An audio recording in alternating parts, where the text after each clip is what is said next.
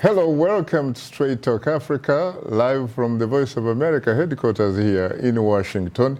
I am Sheka Sali, and today it's a discussion on the significance of gender equality in Africa. Friday is International Women's Day.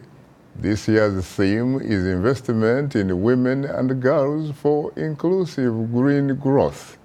As women celebrate this day, most African women still face major challenges to reach gender equality. My colleague, Paul Ndiho, has more.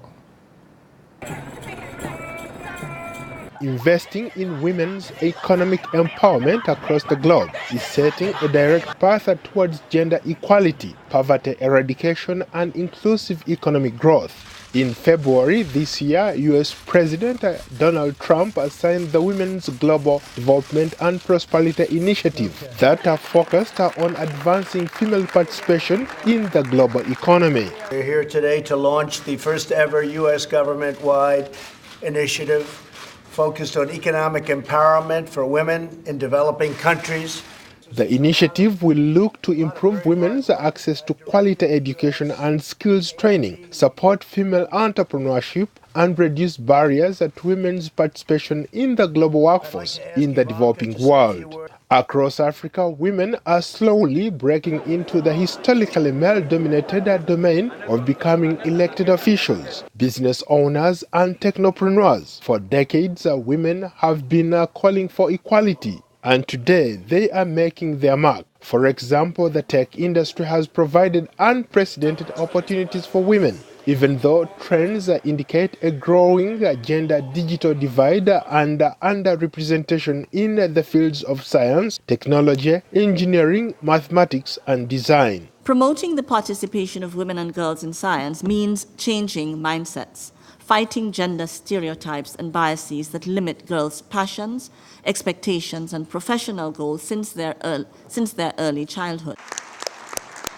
Across the region, women are also raising the bar and igniting dialogue as they strive to reach the top of the ladder in their tech industry. Tazoka Charai, a co-founder of Impact Hub Harare, says women in the tech sector are shaping the future despite repeated hardship. The women in technology who use our space focus on breaking that glass ceiling by creating products that are world-class.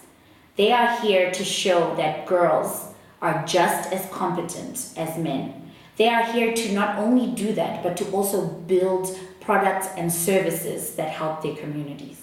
In politics, women are shaking the pillars of government patriarchy, and they are putting the government establishments on notice. They are now a political force to be reckoned with. For example, in October 2018, the Ethiopian parliament approved Sahel Workzawadi as the country's first female president. While the president's post is a ceremonial one, her appointment marks another shift in Ethiopia's political system. President Joyce Banda is running again for the top seat after reversing her decision to join an alliance with the opposition led by former Vice President. Her announcement could be a game changer. Women activists are also making their voices heard. For example, in Nigeria, thousands of women from across the country marched for a violence-free election ahead of the country's presidential election. Time has gone when they thought that women didn't have a say. Women should be seen and not heard. Our voices cannot be subdued. Violence against women and girls is still rampant across the continent. It negatively affects women's general well-being and prevents women from fully participating in society.